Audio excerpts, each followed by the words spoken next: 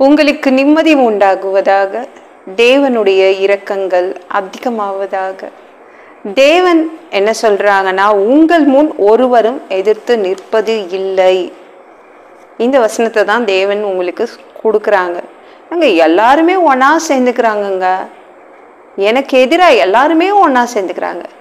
எதிராக பேசுறாங்க. நான் என்ன பேச முடியும்? நான் தனியா நிற்கிறேன், எனக்குன்னு யாரும் இல்லை. ஒன்னா சேர்ந்துக்கு நிற்கும் போது நாம எப்படி, நான் பேசுறது எடுப்படுமா? நீங்க ஒன்றும் தனியா நிக்கல, தேவாதி தேவன் உங்களோடு கூட நிற்கிறார். யாருமே உங்களை எதிர்த்து நிற்க முடியாது, ஒரு வார்த்தை கூட எதிர்த்து பேச முடியாது. சரிங்களாங்க? நீங்க தனியா இல்லை, நீங்க ஒன்றும் அனாதை கிடையாது. தேவாதி தேவன் இருக்காரு. அது குடும்பமோ வேலையோ வியாபாரமோ அல்லது உங்க தெருவோ அல்லது உங்க ஊரோ, நீங்க ஒன்றும் தனியா இல்லை, தேவாதி தேவன் இருக்காரு. சரிங்களா? மோசை கூட அப்படிதான். அவங்க குடும்பத்துக்குள்ளதான் எதிர்ப்பு.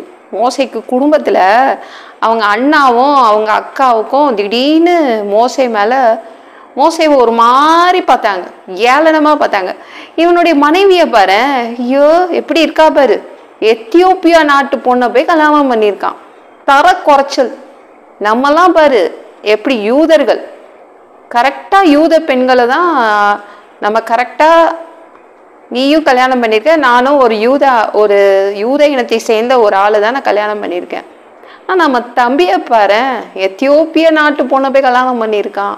ஆனால் அவங்க தம்பி ஒய்ஃபு சிப்போரால் பற்றி தப்பாலாம் யாரும் பேசவே இல்லை பைபிள். அவன் நல்லவளாக தான் இருந்திருக்கா.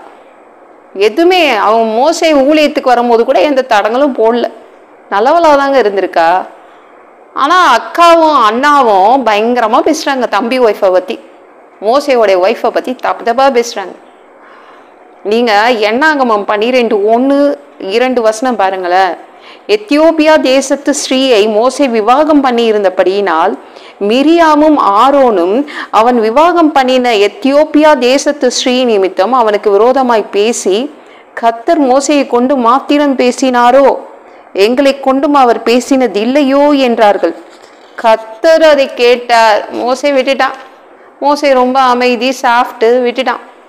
சரி ஏதோ பேசிட்டு போட்டான். அக்கா அண்ணன் வயசுல பெரியவங்க, அவங்க தம்பி ஒய்ஃபும் சண்டைக்கு போடல. தேவன் வந்துட்டாருங்க பாருங்க. இதுதான் அழகே. தேவன் வந்துட்டாரு. ஏன் தாசன், என் பிள்ளை மோசே, அவனை பத்தி நீங்க தப்பா பேசுவீங்களா? கூப்பிட்டு விட்டாரு. எல்லாரும் ஆசரிப்பு கூடாரத்துக்கு வந்துருங்க, 3 பேரும் வாங்க. எண்ணாகமம் 12:4. சடுதியிலே கர்த்தர் மோசேயையும் ஆரோனையும் மிரியாமையும் நோக்கி, நீங்கள் 3 பேரும் ஆசரிப்பு கூடாரத்துக்கு புறப்பட்டு வாருங்கள் என்றார். 3 பேரும் போனார்கள். ஒரு கூடாரத்துல தேவனுடைய அந்த தேவாலயம் இருந்தது. அது தற்காலிகமாக போடப்பட்ட ஒரு கூடாரம். அது தேவாலயம் இல்லை, அப்போ வனாந்தரம். அது அங்கே தேவன் எப்படி இறங்குறாருன்னா, மேகத்துல இறங்குறாரு. மோசே உள்ள ஒன்லி அவங்க அக்காவையும் அண்ணனையும் உள்ள கூப்பிடுறாரு.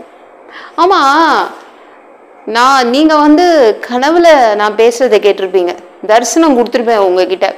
ஆனா என் தாசன், என் பையன் மோசே, நான் நேருக்கு நேர் பேசுவேன். அவன் என் சாயலை எவ்ரிடே பார்க்குறான். நீங்க அப்படி பார்க்குறீங்களா? ஏன் அப்படி பேசுறீங்க? மோசேவை பத்தி தப்பா ஏன் பேசுறீங்க? அவனை ஏன் ஏளனமா பார்க்குறீங்க அப்படின்னு தேவன் தட்டி கேட்டாரு.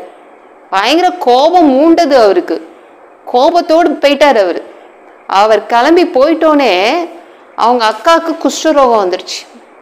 மோசைக்கு ரொம்ப கவலையாயிடுச்சு. ஐயோ தேவனே மன்னிச்சிடுங்க எங்க அக்காவன்னொடனே தேவன் சொல்லிட்டாரு, நான் பனிஷ்மெண்ட் கொடுத்தது தான், 7 நாள் அவ வெளியில இருக்கட்டும், அதுக்கப்புறம் பேச மாட்டால உங்க அக்கா அப்படின்னு தேவன் என்ன பண்ணாரு, ஒரு தண்டனை கொடுத்துட்டாரு மிரியாமுக்கு.